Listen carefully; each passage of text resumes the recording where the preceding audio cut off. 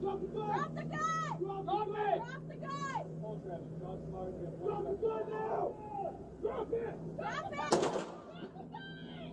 Do not let him get towards you! They should have did a little bit better job of trying to keep each other calm in order to not shoot all of those rounds downrange.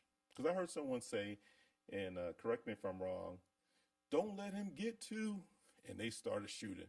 And I guess that means don't let him get away.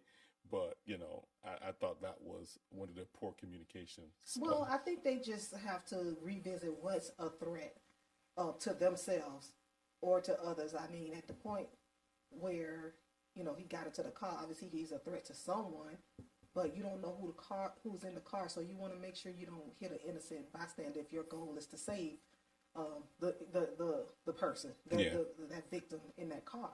So you don't want to indiscriminately shoot into tinted windows. You can't see your target, so you don't want to do that.